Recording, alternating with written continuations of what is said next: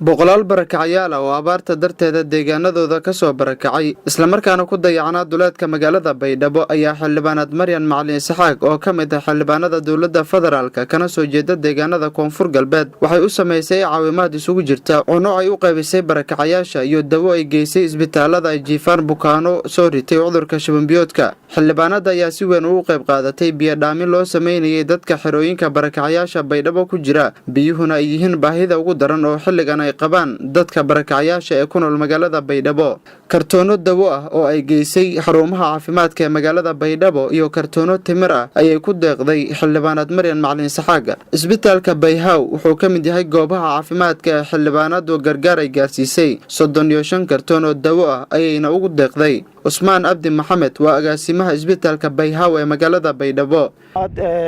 may mahadwin injeedana maartay qoftii ama dadii hasil qaanti oo maartay inka deegtay isbitaalka Bayhaw oo markii lamaadnan kooyaasu oo had geegana ma waa maalintii lamaad oo ninshaanasa daawooyin oo toos ah 33 kartoon oo falaabooyin ah iyo 2 kartoon oo IVzada taasoo inka deeqtay macnaha dadka dhibaataysan oo CTC Bayhaw ka jara runtii CTC Bayhaw ma oo kaliya inta isbitaalka jiifta Bayhaw may kala gacan ku haytay tuulooyin fara badan oo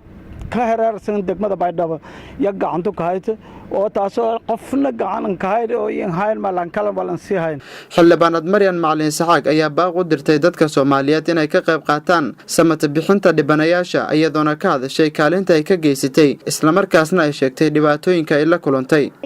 culays badan saaran yahay ayaan soo booqday maanta shalay waa soo booqday maantana waa soo booqday waxaan u soo booqday inaan arko dadka dhibaataysan oo meeshaan maaragtay isbitaalkan maxay hayto xaqiiqdii culays badan baa saaran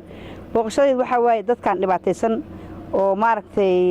cudurka shuban biyoodka la ildaran inaan arko waxay ku sugan yihiin ilaahay tuug tabartaada ku tuug wixii tabartayda ayaan la imaaday waxaan halkan maanta aan ku wareejiyay agaasimaha isbitaalka Bayhaw Usmaan Abdi Axmed daawo 33 kartoon iyo 2 xargaha iyo maxay yarta agabka loo isticmaalo taasna waxa weeye waxaan ka rajaynayaa inay maaragtay dadka bukaanka oo maaragtay iyagu ay maaragtay gacanta ku hayaan inay gaarsiiyaan ama si aan ku qaylinaya cod dheer in la soo gurmado dadkan dhibaataysan beesha caalamka waan u qaylinayaa dawladda federaalka Soomaaliya aan u qaylinayaa ganacsatada aan u qaylinayaa ururada bulshada aan u qaylinayaa wax meeshaan la nacayo malaha wax walba litirka biyaha hataa waa loo baahan yahay.